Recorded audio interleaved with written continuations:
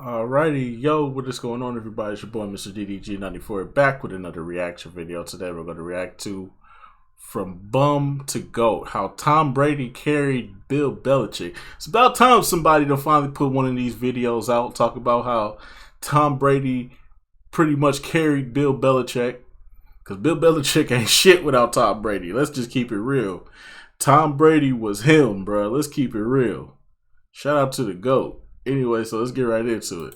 There have been a myriad of legendary duos throughout sports history. And while most of them come on the actual playing field, one player-coach pairing has come to define and dominate a large segment of the storied history of the National Football League. Brady or Belichick?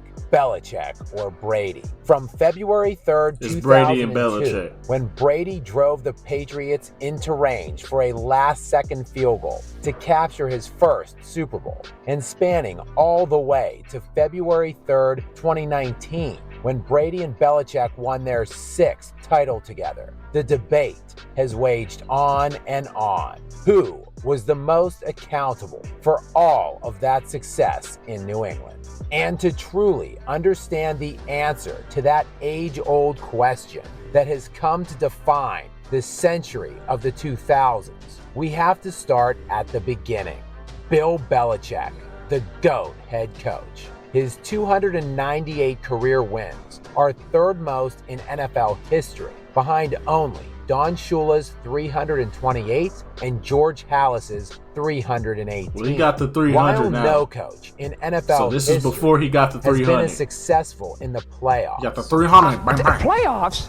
Belichick holds the record for most playoff games coached at 44, as well as most playoff games won at 31. While he has coached in the most Super Bowls, 9, and won more than any head coach ever with 6. On the surface, no one is more deserving of that GOAT moniker. But it didn't begin that way for Bill. His first stint as an NFL head coach came at the age of 39 in the 1991 season, when he took over the top spot for the Cleveland Browns. His inaugural season with the franchise did not go well, as the Browns finished just 6-10 that season, and they wouldn't improve much in either of the next 2 years, going just 7-9 in both the 1992 and 1993 seasons. But Belichick would flash some of that trademark genius in 1994, leading the Browns to a regular season record of 11-5 and his first playoff win against none other than, you guessed it, the Patriots. The Browns would then be knocked off the following week against the Pittsburgh Steelers, a team, ironically, Belichick would own years later as the Patriots head coach.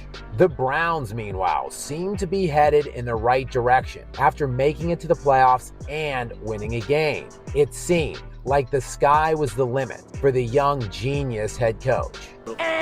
But in 1995, the Browns took a big step back, finishing with just a 5-11 record that year, dead last in the division. Later in that same year, owner Art Modell would decide to move the franchise from Cleveland to Baltimore and decided not to retain Belichick's services as the head man. Dang. You're fired. Thus ending his first tenure as head coach without Tom Brady as his quarterback. A total record of 36-44, good for a 45% win percentage, 1 playoff appearance in 5 seasons, and 1 total playoff win. But it wouldn't take long for Billy to get another crack at the top spot for an NFL team, as the Jets named him their new head coach following Bill Parcells' resignation after the 1999 season, where Belichick lasted for exactly 1 day in that role before resigning himself. Not to worry, Belichick was hired by the Patriots. I'm thrilled to be part of this organization. And just 23 days later, on January 27th of 2000, the rest, as they say, was history. As Belichick hit the ground running with his 28-year-old, 3-time Pro Bowl quarterback coming off of a Super Bowl appearance 4 years earlier. With Drew Bledsoe at quarterback, Bill Belichick went just 5-11 in his first season as the Patriots head coach. But Bledsoe had shown enough through his career to warrant a then record contract, 10 years, $103 million, heading into the 2001 season. Things, however, would not start off well in his second season with his new $100 million man at quarterback for Bill Belichick, as the Patriots opened the season at 0-2 and were looking so bad, Belichick himself was certain he was soon to be fired. That's when one hit along the sidelines on Drew Bledsoe changed the course of NFL history and turned Bill Belichick from a bum into the GOAT.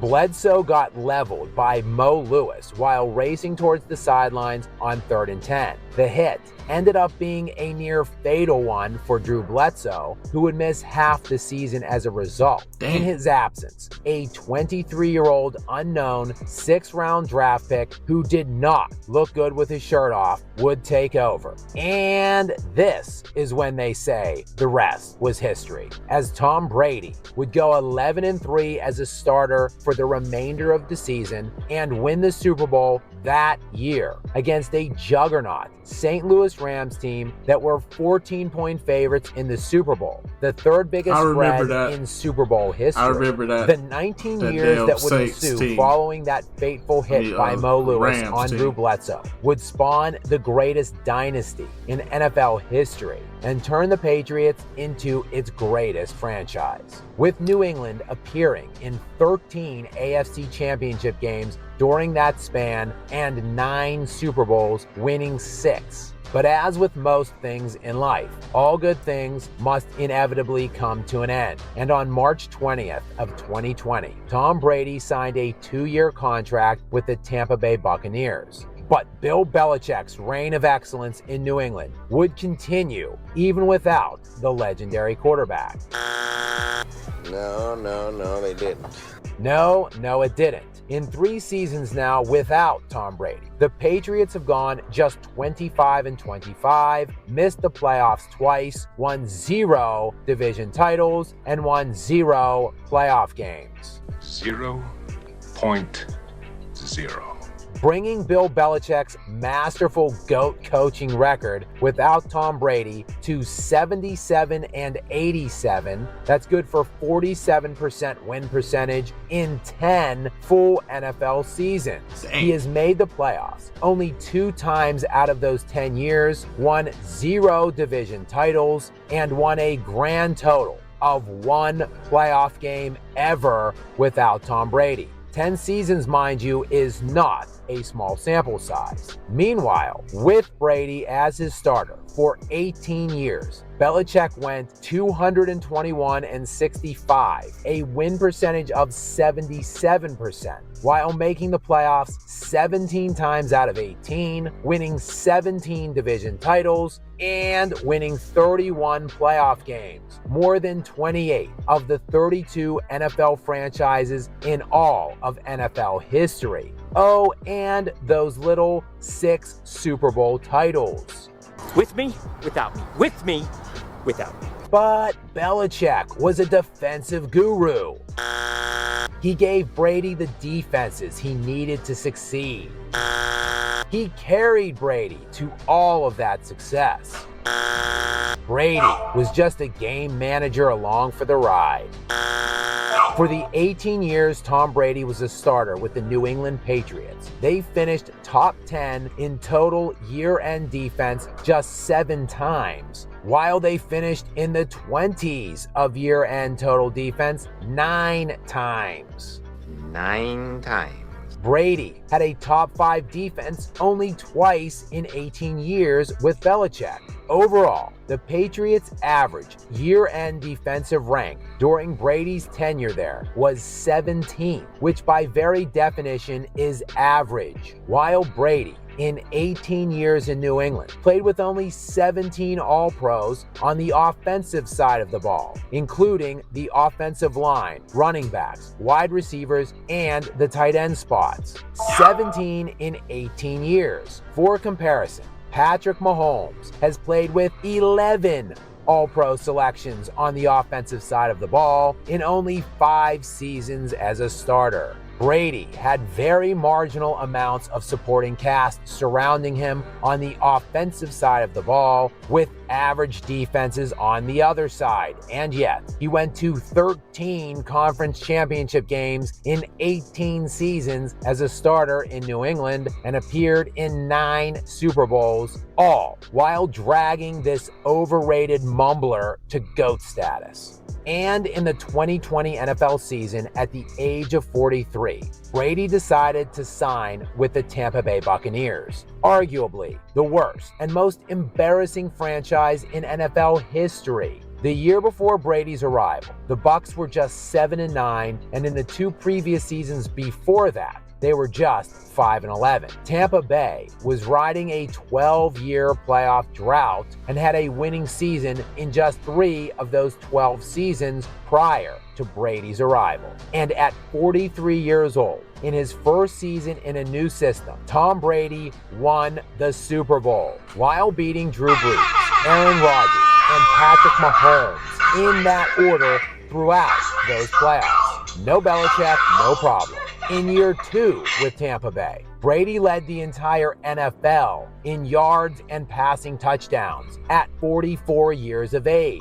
Overall, in 3 seasons in his mid-40s without Belichick, Brady posted a 32-18 record while winning 2 division titles, making the playoffs all 3 seasons, winning 5 playoff games and a Super Bowl title. Brady passed for 14,643 yards during that time and 108 touchdowns with only 33 interceptions, which is virtually identical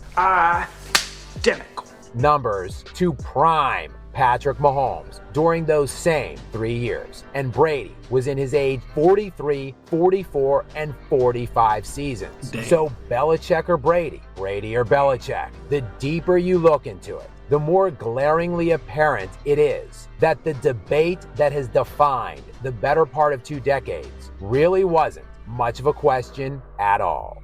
Not at all. Most definitely. It's about time somebody done said it, man. Tom Brady is the GOAT. It was never Bill Belichick. It was always Tom Brady. For real, though.